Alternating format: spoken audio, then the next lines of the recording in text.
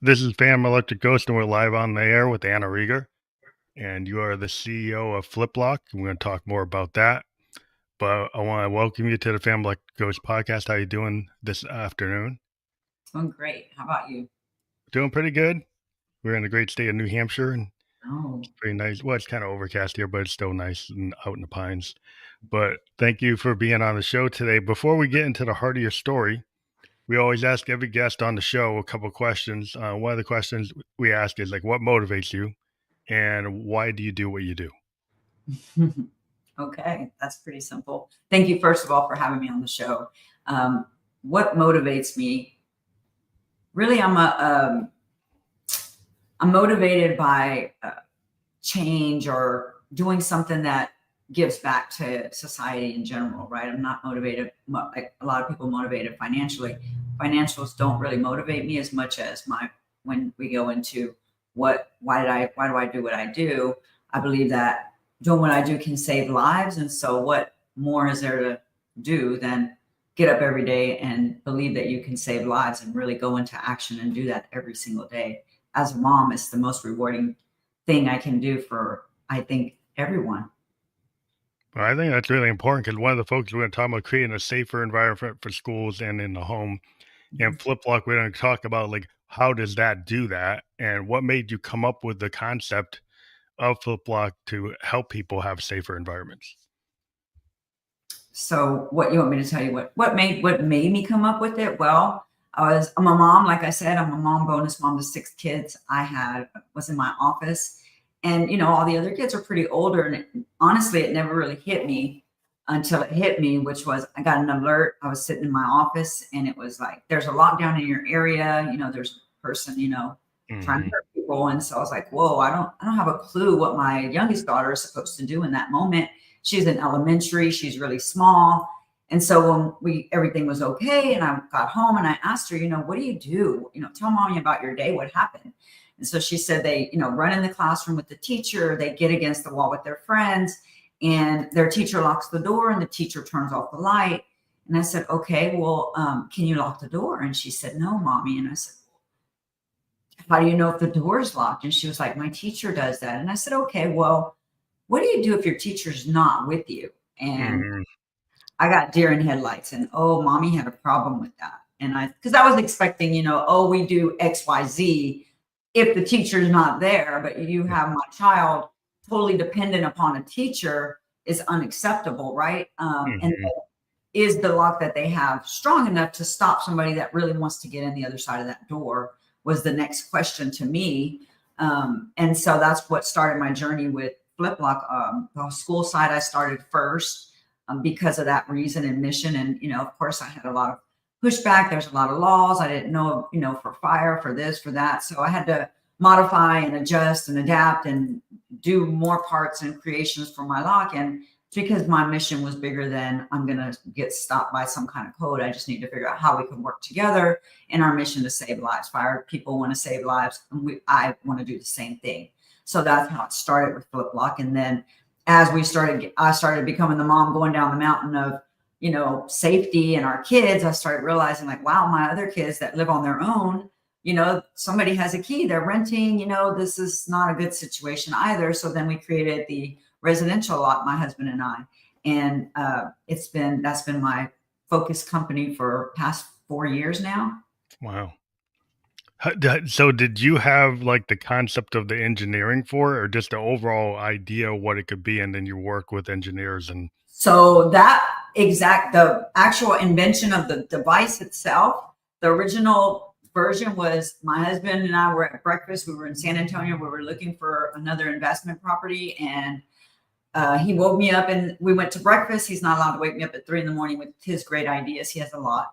And I need sleep. So 7 o'clock in the morning, we went to have breakfast and he drew this. He said, I got it. And I was like, what do you got?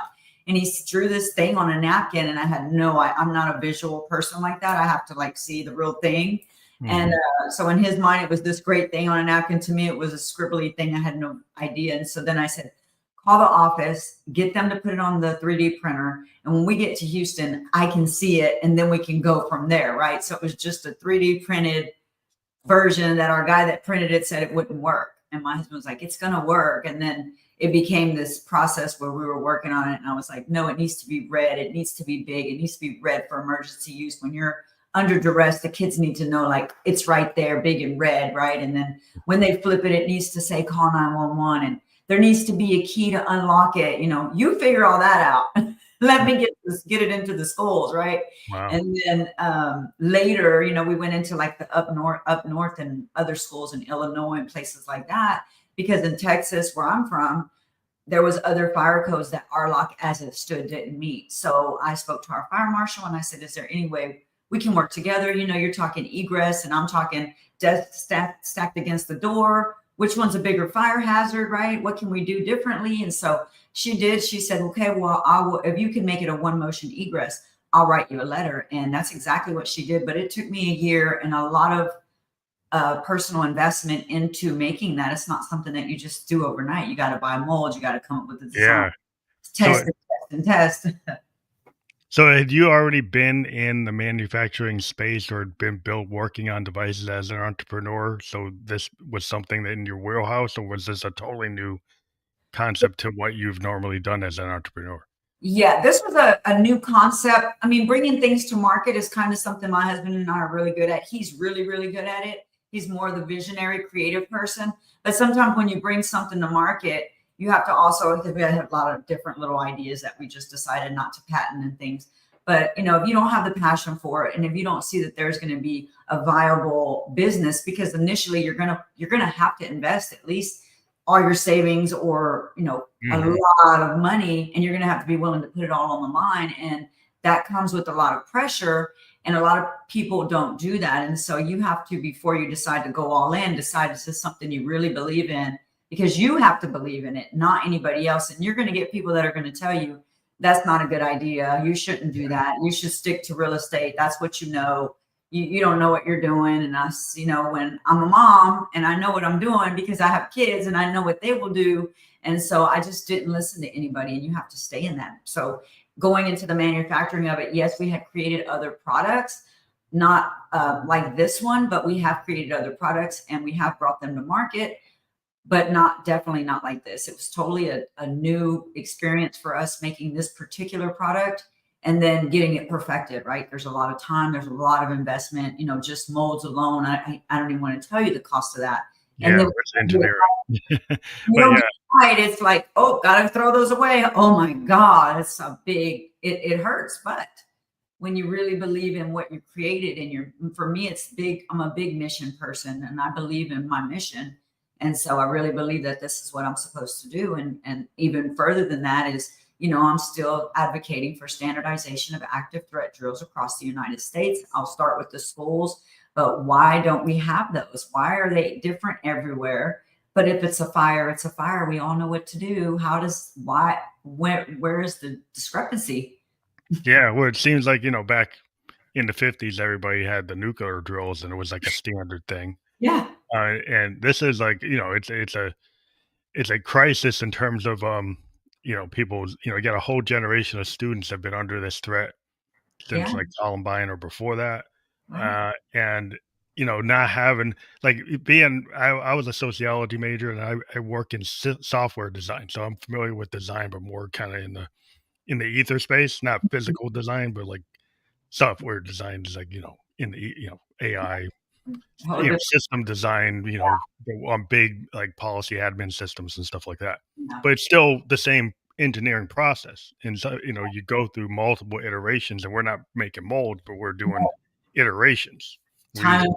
using yeah, there's a lot of iterations, and we go for 1.1 by 2.2, but like, we can have 100 variations, whatever to 1,000. But Right. the idea, yeah, like, you whiteboard something and you blue sky stuff, and then you have to like, well, you have to deal with like the budget, and then you deal with like, well, this is the budget, but this idea could bring this. So like that risk Totally. analysis, if you're in that entrepreneur space, if you're in that startup space, people are willing to be pioneers. And Right. a lot of times, the initial reaction when people do, work in this space is like people hate it. Like, they don't like your idea, they don't get your idea. And you do have to have a lot of passion, you have to have a risk tolerance, and Yeah. That to me, in the creative space, and it's the same thing. I'm left, right brain. I'm a musician, Right. and to me, like when you write a song, like that's your baby. No one gets it but you initially, and It's, you have to kind of stick with it because like if you have a lot of self doubt, you'll never finish. you don't So believe, nobody else will believe. yeah, so you have to have that. It's like, well, how can you have the audacity to believe that will work? Well, because yeah, I put on 10,000 hours of being a musician. I have a feeling it will work. Exactly. You just have to have that steadfast belief in yourself. But for me, like you said, what keeps you going? Why did I keep investing more money and investing more, basically my savings? Was because just I tell my team all the time, imagine that call that we get. My child came home today because we had FlipLoks in their school. I mean, there's nothing more valuable to me. When you know you're doing something, when you're actually coming up with a solution, because a lot of people talk, That's and then right. the people that do, and That's the right. people that have ideas, but then they never really. So I have an idea, but they never actually follow through. So it's a different type of person that actually takes that idea and carries it through, That's and right. then has the kind of foresight that like here's a problem instead of asking people like, well, what are we throwing your hands up? Is like actually go try to solve the problem. That's right. Um, and I think that's to me has always been, what makes me want to get up in the morning is the idea that I'm in this creative space, like in my day job, in my gig job. I'm in this world of people who create, and every day I find people who are doing new things, and it's really this is why we have this forum because there's this whole marketplace of ideas, That's you right. know, that's out here, and a lot of people are naysayers, and it's easy to be a hater, but I like to hang out with the doers. Call those people the bucket of crabs. Stay away from them. All they want to do is pull you down, and they're going to still be in their rocking chairs while you're out figuring out. Now, trust me, some of the businesses we've done and ideas we've had, they didn't work out, and we lost a lot of money. But for me, this is not about the money. And there's a lot of things that you could say, I don't want to do it. I don't know if I should do it. But when you start thinking about being the change that you want to see and saving somebody's kid or your own or a teacher or anybody's life in general, whoever it is, I don't care who it is, even an animal, you Yeah. just really, it motivates you to know, no, nothing else motivates me like this. Nothing.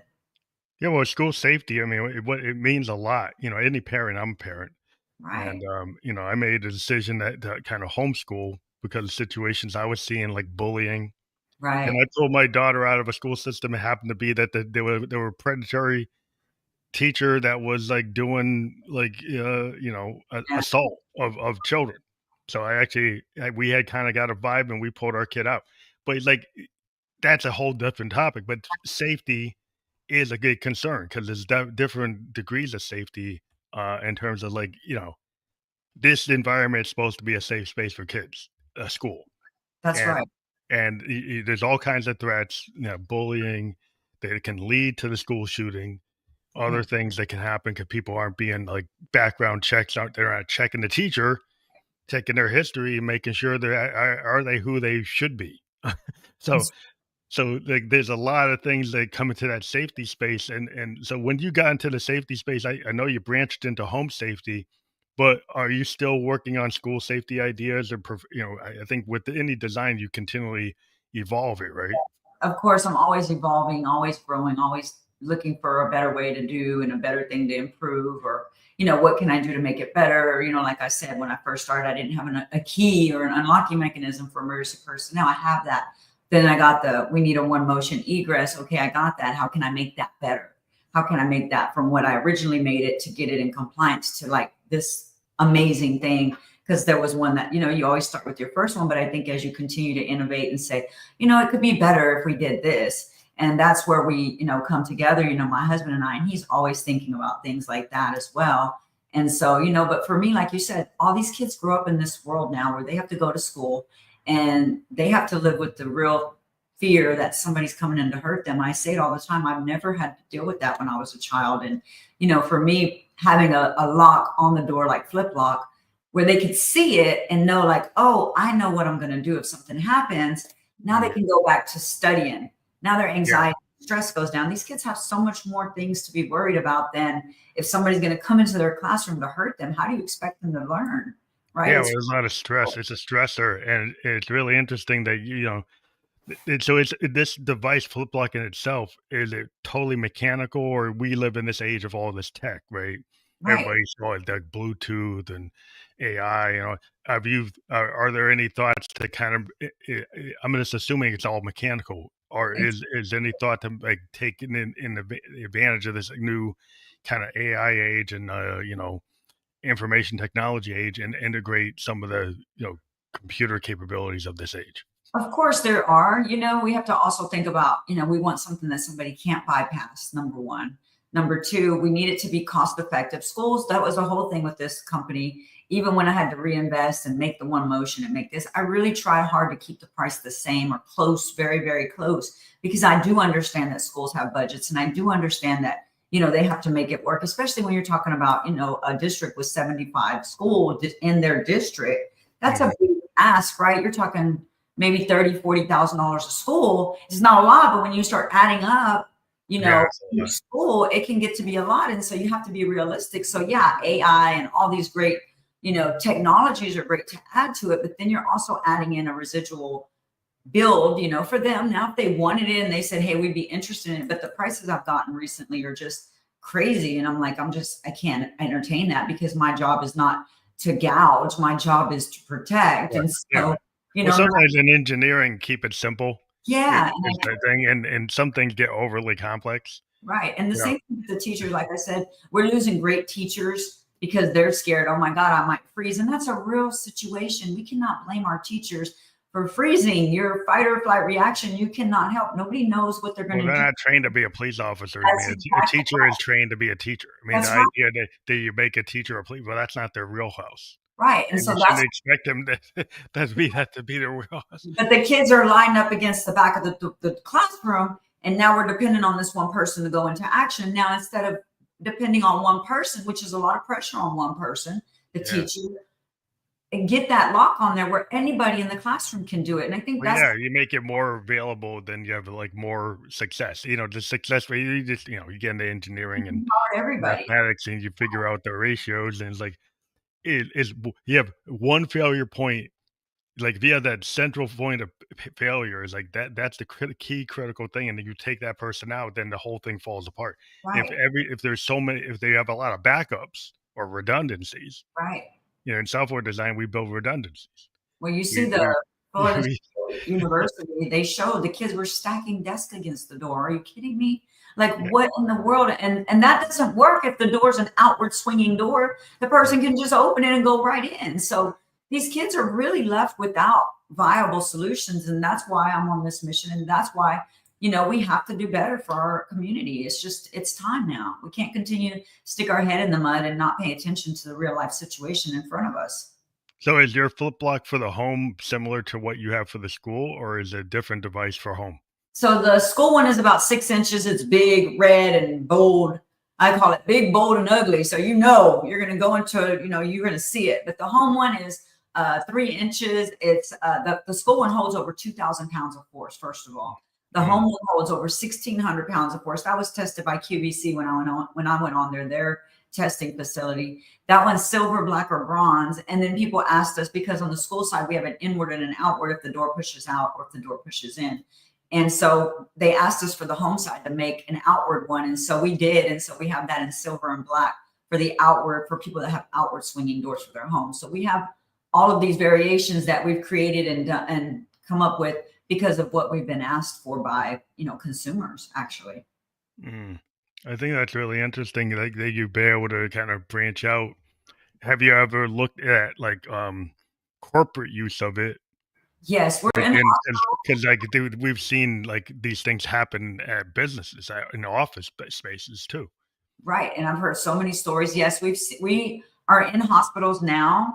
We're in some embassies in DC. We're in places that you would not even think. I personally didn't think, but I was really, honored to know that, what I created is something that government officials see the need for. That just solidifies and gives you that extra push to go. You're doing the right thing. Continue because sometimes, like you said, entrepreneurship can be lonely. Thank God my best friend, my husband is my partner, my business Mm, partner, all of our businesses. He's not as forefront on this particular business. This is really, my mission and passion company, but he is there very much so helping me with innovating and coming up with new things. And this is what we see. And this is the feedback we got. What can we do? How can we make it better? And that's how we started. We still are creating and innovating things for our locks. And we're going to continue to do that and always trying to improve. Nothing's perfect. Anybody, like you said, the naysayers, anybody can try to pick anything apart. But the truth is, when you have good intentions, you stick to it. And I don't read any comments. I just don't read them because it'll just really make you feel some kind of way. And I can't let that energy come into my mission and my drive and my life to say that this is what I'm supposed to be doing. And anybody that's got so much time that all they want to do is critique me, it's not really worth my time to entertain. Do you work with people who come up with like safe rooms? Have you like integrated with anybody who Yeah. works on safe room, and Mhm. then maybe found a way to kind of integrate your lock into that into their business too? Like I said, embassies have put me in. And so, they're going to have those kinds of rooms. And for them to add that in to say, when all your fine motor skills leave your body, we can do this and then go to plan B, C, and D, right? But this Hmm. is what gets you secure quick, fast, in a hurry. And then Yeah. you'll be able to do X, Y, and Z. So, yes, absolutely. And, we have people that train, how to breach, or people that train what to do in an active threat situation. And they also are partnered with us and out showing my lock, to people that need to see it in schools and Wow. So present. your synergy into the whole into training and then into the safe room industry, like so you get some synergies that you can link in It with can, the whole security like right? domain. That's That right. That's right. And people can, see that, if they can get into their home and they can, lock that door really quick. You flip it, it drops, it locks. It's pretty simple. You flip, it drops, it locks. FlipLok. It's pretty easy, easy to yeah. remember. Well, it's just to keep it simple. It's like that overall, like I said, I'm in the engineering, but like we get people to do these overly complicated things, and it's like, well, if with some things, if you have an elegant, simple solution, the complex solution has too many fail points. That's right. Or has to it has a tendency to be, like, overly wrought, and it doesn't really do it, right? So, if you Right. find the simple solutions, we run into that with some of our tech today, it's like, you can't fix it without somebody, like, having to dive into, like, if a totally electronic car, It's too technical. and Yeah. Nobody can. and your CPU goes and your engine doesn't work, and it's like, well, an engine from the '70s doesn't have that, and it'll work without that. So, That's, it's crazy. isn't there, like, a bottom line where you still can have this thing work if the CPU goes out, or is it totally dependent on that CPU being in there? And sometimes we've gone a little too reliant on some of our tech, and we don't have the understands, like, we need to have backups for so we Exactly. don't do that. Exactly. If somebody cut the power, or is there some way back up, all this other stuff they have in place, but it doesn't mean that it won't happen. And so how can we make sure that we have a fail safe place or a way for everybody to be able to do something in that moment, and, back to my, having a standardized system, I don't think it's going to be perfect, but what can it do? It can get at least everybody in that room to know they're under attack, and it can get them all to get down. Like, when you hear it, get low and know that you need to be protecting yourself. And Yeah, that will leave the person standing up by themselves. And then the police or whoever needs to handle that can handle that. But right now it's chaos and they just disappear into the crowd. What are we doing? We can do better. yeah. Yeah, well, so you got a coordination with, like, the overall training and, people doing drills and trying to get like you're saying, like, you found that there were drills that are different from state to community to different, In the you know same school district, they're different in the same district. My friend's a substitute, and she was like, Anna, because I said that in different districts. She was like, no, in the same district. It's like, wow. so they do you work with, like, with, people in the government to try to make awareness that, I'm at a working. legislative level and a federal level, state Yeah, level, I there am needs to be some definitely. consistency. So maybe you're like trying to you know, I'm sure it sounds like you're in that awareness stage where you're out there pitching this to everybody that will listen. That's exactly where we are. And anybody that'll open the door, I'm gonna go in. This is Easter Saturday for me.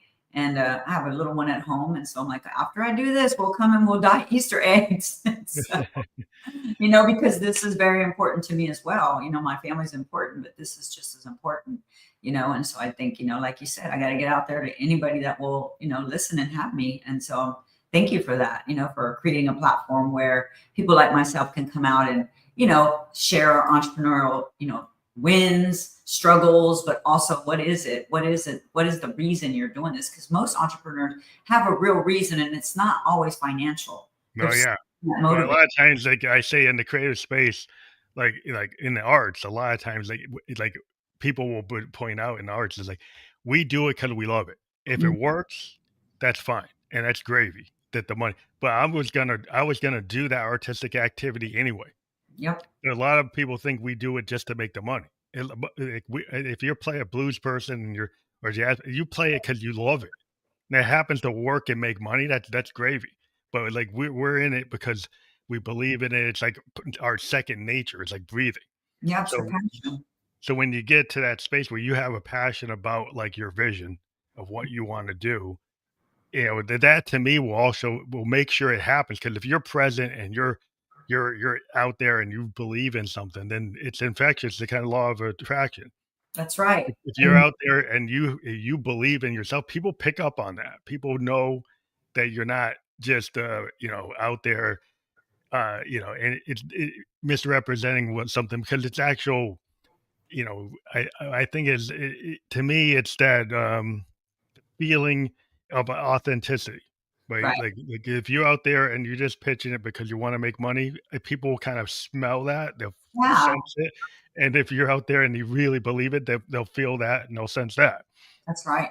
I agree. And that's the big difference, right? Between the people that really are out there doing it they really care, and then the people that don't. But you have to have your passion behind no matter what. Even if you're a musician, if people say, "Oh, your music sucks," people told a lot of the most famous people now that their music sucked. Lady Yeah. Gaga, a lot of people, they Dylan, believe themselves. they told him when he went electric that was terrible, Yeah, in '66, and then, by the '70s, it was like he was the standard bearer of that style. But, yeah, you have to like, haters will always come along, and I guess another lesson learned, like, in as a female entrepreneur, as a woman entrepreneur, are there lessons learned for other people in this space who are women entrepreneurs that you could, like, kinda relate to the audience, like, things that like, nuggets of knowledge that you found? absolutely. Absolutely. I think, like you said, when you go, like when I go into a room, I'm a woman, I'm a mom, I'm a businesswoman, but I'm talking about a lock. I'm talking about a lock solution. First thing they think is I'm in here, I'm just trying to sell my lock, whatever that looks like. And a lot of the people that I'm talking to are in safety and security. Now I've had such support. But a lot of times I don't get that support. I always get the one person in the back that wants to ask you all these questions, that wants to, I always try to find that person first. And because that's going to be my new best friend, because I'm always glad that they ask me the hard questions so I can get that over with first.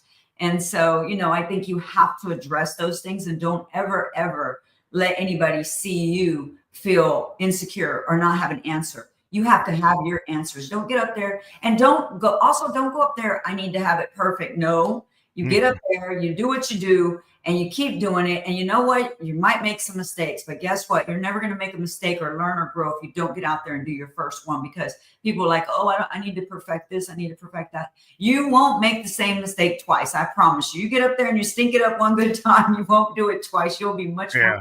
next time. And I think the more you can prepare yourself, the better and stronger and more confident you can become.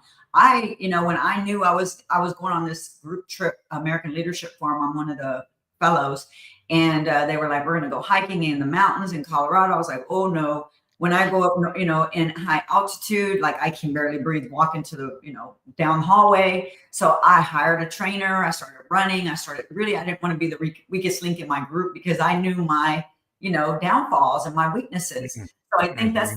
the when I knew I was going to do a TEDx talk, I was like, oh my, I'm going to go to a speaking class, or I'm going to take an acting class. There was a kids camp here, and I just went with the kids and did a kids acting camp to Yeah.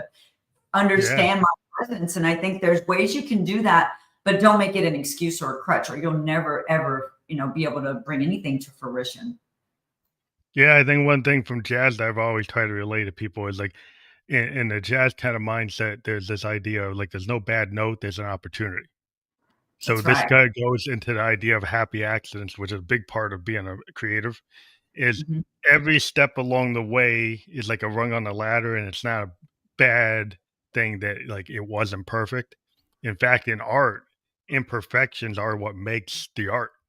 You know, That's painters and artists and actors will tell you like like you could try to get something perfect, but it's sometimes it's that happy accident, that kind of thing that you didn't expect that actually is the magic.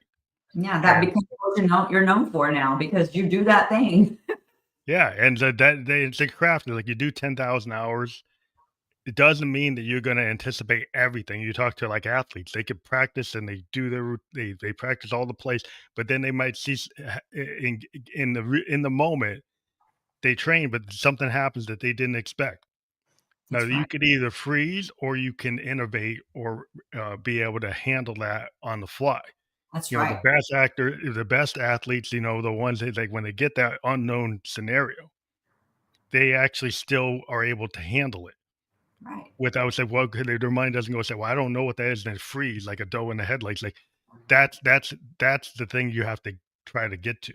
Now, that if you freeze, you learn from it. But the idea that you can not have to have everything perfect or pre-planned, that's That's You have to that be flexible. You have to be able to go with the flow. And like you said, you have to be able to go into things not having all the answers because you're not going to have all the answers. You're going to get, especially, when you're speaking, like I speak all the time, you're going to get people that are, maybe not going to be where, at the beginning, I had a lot of pushback, right? mhm, You don't have a key, you don't have this, I didn't go, oh, darn, that's it. I'm going to go to sleep and throw my whole idea away. I said, you know what? How can I turn that no into a yes? Because I definitely am going to get up and speak again. But guess what? I'm not going to ever be in that situation again. So I told my husband, you get out there and you go make me a key for this thing. I don't care how you do it. And it needs to be the same for both locks, inward and outward. And go figure it out and help me because I need to get up there and I'm going to go speak to that group again. And then I'm going to wait for that one to give me that question because I'm going to be like, I'm so glad you asked me that question. Here yeah. we are. That's a you put something in the world until you put it in the world, you won't know how you might need to, adjust, Yeah, and I adjust. think and that's the thing is, like, you could go, you know, as a public speaker, you could have your, Mm, you know, have the teleprompter all set up, but then if you start to, like, you know, like a comedian, when they start to recognize that the it's joke's not working, it's bombing, they yeah. pivot they pivot. Now if you still kept on going with the teleprompter, when you know it's not working, but then you're gonna bomb all night. It's like that's the idea they'd be able to pivot and sometimes know that, "Hey, this thing on the teleprompter is practice, but it's not working with this crowd, That's right. so You have you to have go to adjust." You have to adjust, or, you have to, but you have to also, don't beat yourself up. Some of the best comedians have got up there and said, I got booed, I got heckled. Everybody goes through that. You're not going to get up there and be a superstar overnight. You're not going to be overnight success is 10 to 15 years. Let's just be honest. Whoever Mhm. you've seen their company's a big giant, well, they've been working on that thing for at least 5 to 10 years. I can promise you that. Yeah. Nobody gets anything done overnight. Now FlipLok people have heard of us or they're hearing of us, but it's almost 5 years into the game. It's not been an easy deal. I've been everywhere on every platform speaking to anybody that will listen. And so you have to put in the work. Nobody's going to come knock at my door unless I'm picking up Amazon packages. Yeah. Yeah, I mean, that's that thing is, like, you have to be present, you have to show up, and, like, I know my grandpa was a coal miner, and he said, "Yeah, you know, going into mine's a hard thing, and every day you gotta show up, you gotta show up." That's Like, right. and you just doing it, you know, being present will be, you know, with the podcast, you know, I started this thing back in 2016. First 10 episodes, well, I didn't know what I was doing. Now, some people, you know, they do that first 10 episodes in the podcast space, and if it doesn't go the way they expect, they stop. That's like the number of people who stop after 10 episodes is like super high. But Wow. the people who keep on going and, you know, and it didn't really, you know, you evolve. And if That's you show up over time, you get better. right. And Build it's just trust. People it just understand. yeah, I mean, you gotta show up. If you show up, then you're gonna learn. And if you're not willing to learn and you don't listen to feedback, that's one thing. But over time, I think if you actually, you know, do the job or have that ability to get up and shake it off and get back in the game, that's how you keep on going. That's exactly right. Dust yourself off, and there's another day. It's not that serious. It didn't work out the way you thought it would, but guess what? There's another day tomorrow. Don't look back. I always say, yesterday's gone. Let's go with tomorrow. Let's go with today right now. And tomorrow will come when tomorrow comes. Let's just get what we can done today and do it now. Don't wait. What are your thoughts about having people work in business as a family or hiring family members? What's your opinion on that? Well, that's funny because for me, for one of our first businesses, my husband and his brother had actually started it together.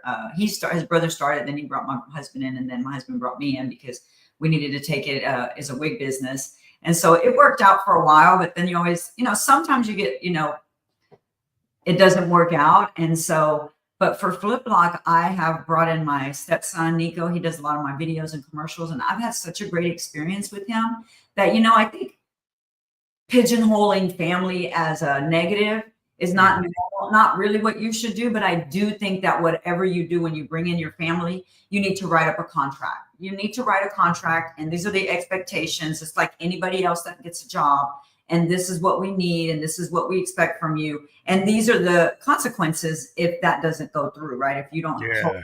the bargain, otherwise you've set yourself up for failure. But that happens with anybody, right? But your family, but you got to start them. They can't come in and be the CEO, right? You got to let them build and work their way up. And I think that's the biggest problem with family. You think you owe them something, or they think you owe them something. And really, you're doing them a disservice because they're not actually learning how to grow and be successful and how to learn how to manage the team if you do decide to step out. And so I think when you bring people in that are family, you have to be willing, number one, to write the contract and have the hard conversation from the beginning. This is what's expected. This is the deal. And then you have to be willing to train. But in that, really, you have to be willing to let them fail a little bit. Something's not going to go 100%, and you cannot blame them and you have to take that responsibility. I brought them in. I have to give them enough leeway to make mistakes so that they can grow, but just to have that communication with them where you go, hey, if something goes bad, you bring it to me right away so we can solve it. There's nothing we can't solve. We have questions and answers, problems and answers, but we never can not solve something because at the end of the day, it's my company and I'm going to have to deal with whatever mistake you made. Mhm. Yeah, I think it's important to just have that kind of, communication understanding, because if you don't have the contract, then it's like assumptions always are a problem. You assume something, and people say, "Well, I thought it was going to be this." If it's not written, you don't know what are the expectations. If you don't have that expectation of what the performance metrics are, or what the expectation, what is the outline of what your job responsibilities are, like how do you know if you're successful? You got, we work with a startup is like, how do we know we're successful? Like, how do Mhm. we know if, like, is it because we're making a profit because we completed the task, or because we completed you got to have the milestones. Everybody needs to understand, like, what's the measure? That's What are right. we doing? You know? That's And I think that's the biggest thing when people bring in family members, they don't set the structure up, which I'm guilty. Guilty. I did it in a couple other businesses, but trust me, with FlipLok, I learned. You get them to sign an NDA. Look, we're not talking about business outside of the business. This is not for you to go talk to mom, to grandma, to this is in our business. You have to, because otherwise you expect them to do that. But if they're not, it's not set in stone. Like we need to look Yeah. at this and they need to read and understand it. They think, oh, well, I thought it was fine, and then you feel some kind of way, and then they feel some kind of way because you're upset, but they didn't know that. And so that's your responsibility as an owner or business person if you want to bring them on and do that. But I think listening is always the thing. It's like you have to learn how to listen to yourself, listen to other people, and then process that communication in a way that's like, did you really hear what was said? Or did you kind of just put a lens on it and only hear part of it? And I That's think that's the thing that, communication is so important in any kind of enterprise, is like what people thought they heard. And I deal with a lot of international teams, and people is like, well, English is the primary language. But like, if you have a team with somebody that they're in China, or they're in India, or they're in Germany, or like, if you don't understand that's cultural aspects or language aspects, like, you make these assumptions, that's and right. like make sure that everybody understands, like, what is it that we're actually saying, and did they actually get the point? Yeah. Yes, and that's exactly what it is, you know. So I it's funny you say that, you know, because I saw this video the other day on Instagram or something, and it was like the police was going up to this girl, and he goes, you know, he's giving her a ticket, and she's like, but it says parking fine, you know, parking fine here or something, and he goes, no, it's a fine. You're gonna Yeah, get. She's like from another country, right? Had no yeah, idea. yeah, And so, yeah. That's the thing is like I worked in Japan for a long time, oh, cool. and in the Japanese language, there's a lot of things that are implied. Mm, And as you get a document, sometimes it's a lot smaller than the English equivalent document. And they were like, wow. Because we're stating it's explicitly certain things. In the Japanese language, it's like assuming certain things. And so then what we found is we had to come up with these diagrams that were more like flow charts so yeah, that we made sure that people actually understood what the steps were because the language was getting to be a problem where people like weren't weren't actually understanding the Japanese or the English. And so let's actually whiteboard it and put it into a visual language right. of like decision trees. And then people understanding what is this? What happens when you say yes? What happens if you say no? What happens if it goes here? What goes there? And we found that we got a lot more understanding in that language situation because we realized that the languages, English and Japanese, were having a like they were crossing over and people weren't getting it.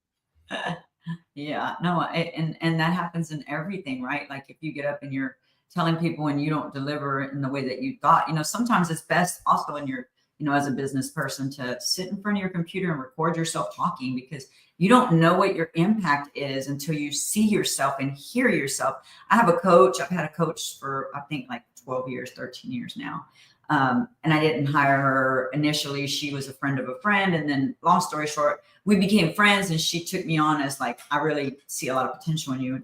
And I saved her life. She was tripping on peppermint. And then I think, you know, I always say, no, I saved her life realistically. And she saved my life, you know, in other ways because she taught me to listen, which was, oh my God, I was not a good listener. I'll be honest. You know, I thought I had to do everything myself. I was so important in everything. Like, I got to do this. I got to do this. I would have never been able to grow with what I've learned for FlipLok, for example, to grow my business as fast as I have. If I was the only one that was Oh, answering, delegation. yeah, Like a lot of times entrepreneurs they get into a problem where they don't delegate enough right. because I'm they a think super that delegator. well, at a certain point, like you want to own it, but there's a point where you do have to like teach your vision and find people who can implement it and then know what you don't know or know what you can't do. Hire your weakness. That's the Yeah, best so thing if to you do. find like I'm not the best, if you I'm not the best architect or I'm not the best UI person or I'm not the best engineer or accountant, and then you try to be the accountant because you want to control it. It's like, well, you're like, what do you know about accounting? Do you have a CPA? Do you know? Are you an actuary? It's like maybe that's not your warehouse. Maybe you're the idea person, but you're not the actuarial person. Right. Trying to That's be the actuarial person and or the tax law person or the regulation person is like if that's not your wheelhouse, you're not gonna do a good job, that's right? right. So you kinda gotta let that go and then find somebody you trust that can actually do it. So the key to success, a successful entrepreneur, and this was quoted from my coach, was you want to work on the business. You don't want to work in the business. So your goal is, of course, in the beginning, you have to set the foundation. I had to work hours, hundreds and thousands of hours on this building the systems because anywhere there's a, she says, anywhere there's a stress, you need a system. And I'm a Mm, good systems person. I love systems. I'm sure you do systems in a different world, but for me, setting up office culture systems, you know, what do we do with customer service? What do we do? Q&A, it's a lot that you have to build, right? And so mhm, I think when you set those up, you set yourself up with the foundation, and then you have to be willing to let you, like I said, your team make some mistakes along the way. They're not, you don't give them enough where they're going to jeopardize your company, but enough where mm, they can go, oh, you know, she's going to support me if I make another one. And you build that relationship, but you also build them up to be able to move into different positions. And then you can continue growing your team, you know, more and more and more. And that's where I am now. I have quite a few employees now. And this particular company, I have other businesses already that are still going, but this is my mission and passion company. So I'm very much involved in everyday business here. You know, I'm here every day, Monday through Friday. I get here at 8 a.m. every day. yeah. I think that's really important to be, you know, understand what is your capacity, because some people, they start getting a little too over, like maybe they overreach.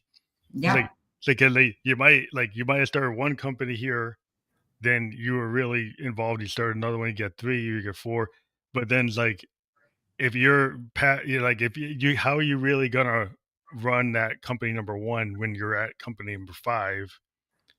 Are they waiting for a decision from you, but you're all your time is on 5 and you're not in 1 anymore. that's So, right. like, what did you like can you let enough go so that company can actually function? Exactly. You have to build your team before you can move on to company number 2 or 3 because you're just setting yourself up for stress, Yeah, burnout. Burnout is a real thing. It happened to me once, and I learned really, really quickly that my health and my mental health and my downtime is really, really, really valuable. You have to take that as an entrepreneur. We got to do, we got to do. No, take the time, get away. I go on my women's retreats with my mhm. entrepreneur women group and go every year, and that week away that we spend, we come back ready to so many clear ideas. You're in the forest all day. You can't see any trees. You don't see the Yeah, thing, it's you like a know? recovery, like a musician, like, if you spend too much time in rehearsal, Yeah, by the time you get to the show, you might, like, end up getting carpal tunnel and you can't play your bass, right? So you have to kinda let something go. It's like, you've already done, like, 20,000 hours of being a musician, like, how much rehearsal do you really need? Or it's a crutch that you gotta get out of that loop, because if you do you get too hung up on something, then you're gonna end up crashing, right? Because exactly. so you gotta know what you need to do to prepare, but don't over prepare, right? Exactly. So I don't anymore. Like when I'm going to present or do something, I'm like, I got it. Before I was like, oh my God, I got to get it perfect. And I didn't, I never got it perfect, but I was like, I really got to prepare. And now I'm like, you know what? I know this. It's my baby. It's the back of my hand. Yeah, On the rest, the night before my TEDx talk, I was really nervous. It was my first time doing a big, like you said, you just started. I had never done a big talk to anybody like that. And it was a lot. And you don't get a prompter and you don't get notes. You yeah, just have to memorize, 10 to 15 minutes of your speech, and it's tough. But it was my first time, and I did it. I wasn't perfect. There's a lot of things I wish I could have did or said better, or left out that I wish I would have said. But guess what? I got that opportunity, and I did it, and I didn't let it pass me by either. yeah, So 'cause, they get the or like I always point out, like, you get I have some artist friends, like a painter, and they went to their loft and they got all these paintings, and I'm like, "Wow, these are amazing. Are they in the gallery?" He's like, "No, they're not ready." I'm like, "They look ready to me, but, like, if you don't believe it, then you're never gonna put them in the gallery." It's like, there's stuff in the gallery that's, like, not as good as this, but, yeah, like, you're thinking something's like, I don't know when it's gonna be good, but, like, at some point, you have to get to point like, you gotta put it out there. put it Now out. yeah, and yeah, you might get a critic that says, "Oh, no," but you might get somebody else that wants to you get a patron that goes and gets you the next gallery, gets you the next show. So it's a cost benefit. It's like, yeah, somebody might say they don't like it, and then you might get the Patreon that gets you, all over the world. So You you have have no idea. there. You have to put yourself out there. And like you said in the beginning, you have to believe in yourself. Don't let anybody take you away from your vision, your dream, and what it is that drives you, whether that's music, whether that's business, whether that's being a mom, stay at home mom. Everybody's going to say, oh, it's not a good job. Yes, it is. It's the most important job on the planet. We need our kids to be loved and raised correctly. So I think everybody has their role in everything that we do. So I think you just have to listen and believe in yourself, and don't believe in yourself, and everybody else will believe in you. And the people that don't believe in you, those aren't your people. Let them Yeah, go. yeah, you have to. Yeah, you'll find your law of attraction. You find the tribe of people that are gonna be with you, That's and the right. people that kind of fall off. Well, you found new people. Well, You that's know. like that. I think it's Steve Harvey or somebody said, we're like on a rocket, and you're going up on the rocket, but the boosters got to get off. They can't go up there with you. Some people can't go where you're going. They got to Yeah, go, but they they gotta drop off. Yeah. you got to go, and this might be something you got to do on your own. But guess what? They were there when it was when they could, as long as they could be, and you did what you could do for them. So do you have, like, a lot of times when you're in a company that's designing things, do you have, like, release dates that are far out in the future for, like, new Yes, designs? Like, do yes, you plan out, like, 5, 1 year, 2 year, 3 year, yes, 4-year plans? Do you have stuff like that going on? yes, absolutely. Yeah. Well, yeah, every artist, we got our project in the can for 2026 and maybe something just for 2027. That's right. You know, Like and that's you have all these ideas that you gotta be like these projects, and this one's in the can, this yeah. one's in ongoing, and this one's like, this one is like just a little thought in the head. Exactly, exactly, and you just keep cultivating those. It's not the time for it right now, but hey, 2027 looks pretty good for that. And then if 2026, you can always pull from that can, but at least you have it there. Because the problem is people like creatives like yourself, my husband's a creative visionary. You have to get it out of your mind or else you're going to keep thinking or you're going to lose it. And you don't want to lose that creative creation. Put it out. It doesn't have to be for today, but Mhm. there because you got to get it out of your mind so you can rest or build the next thing. You need to make room for the next idea.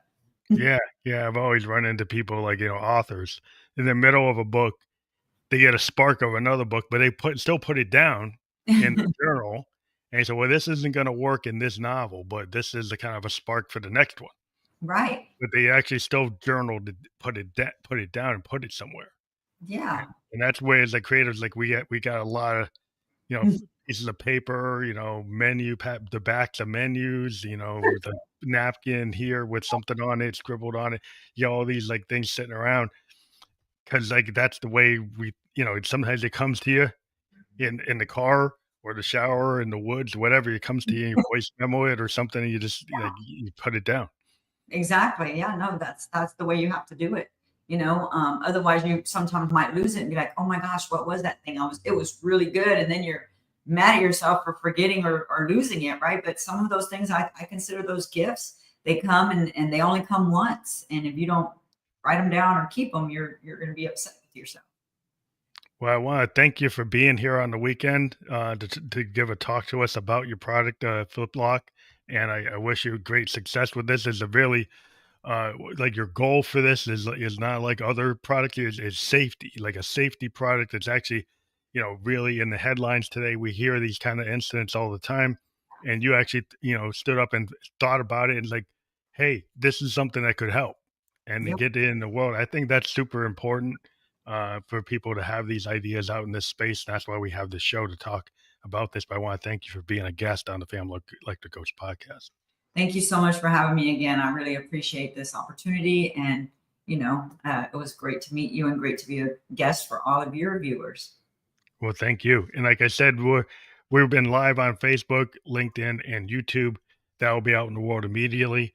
And then we'll be on the podcast platforms that people are familiar with, like Apple Podcasts, Spotify Video Podcast, Amazon, iHeartRadio by tomorrow. And that will be communicated with a landing page, and people can just use whatever ever platform they're comfortable with. They kind of go back and replay and listen to it in the car or the plane or anywhere they like to listen to podcasts. But thank you for being again on the show again. Thank you. Nice to meet you.